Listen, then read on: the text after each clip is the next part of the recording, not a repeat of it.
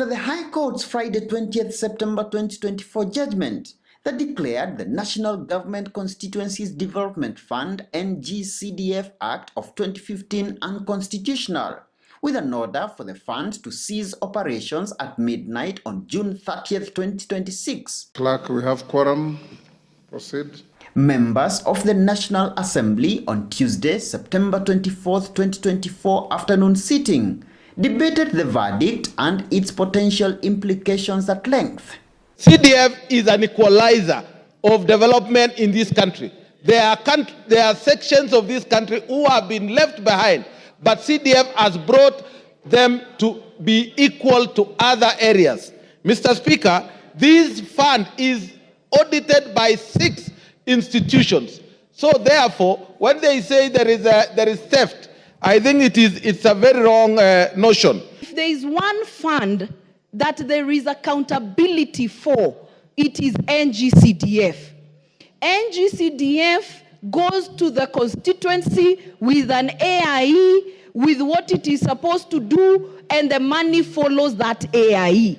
And so even when auditors come to the ground, Mr. Speaker, they have to go and see whether that classroom has been built. They have to go and see whether that police station has been built. They have to see whether that child has gotten bursary. And that is the truth on the ground, Mr. Speaker.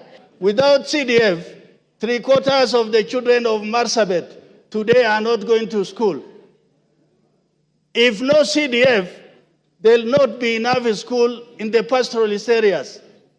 But what the MPs have done is to think around, to think out of the box, to allow the people to settle and to allow schools to be put up. Education is the greatest equalizer. Hii pesa ya CDF, NG-CDF, ndio pesa ikitolewa hakuna ubabe. Kila eneo bunge limepata pesa yake, wanajipangia wale kulingana na sheria inasema. Hii pesa ikiletwa hapa national government, sisi itakuwa kwenda mbio, maeneo bunge mengine itabakishwa nyuma zaidi, tutatengwa zaidi. Kama haya ambao upande mwingine mbinu ya mambo yote ya serikali inafaa iende kama hivi inavyoenda NG-CDF. NG-CDF has been a critical stepping stone for needy learners across the country to access education through the provision of bursaries, as well as the transformation of schools' infrastructure, the construction, upgrade and maintenance of security and administrative installations, among other critical community empowerment projects through the kitty. When the members of parliament are elected here, or the framers of the current constitution, Mr. Speaker, some of the functions have been devolved. After this, you will hear provincial administration is illegal because NCDF only covers education and national security. Are those 2 functions, Mr. Speaker, county functions? They are not county functions. These are national functions. So, colleagues, NG-CDF is a fund under the national government, and the national government can be able to spend that money as provided by the Constitution.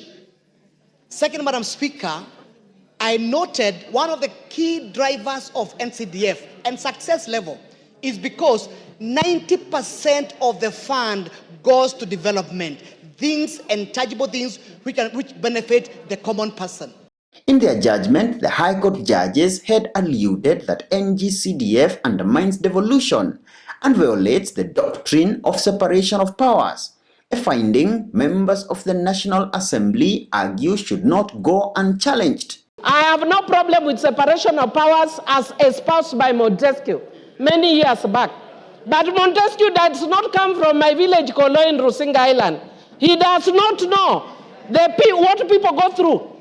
That is a very good concept, that something good is finally coming out of Africa, which is the issue of NG-CDF. For the avoidance of doubt, Madam Speaker, we have already agreed that we will appeal that decision. The good thing is that after declaring the act unconstitutional, the court did a suspension of the declaration of invalidity for 2 years. That is enough time for us to prosecute a number of things.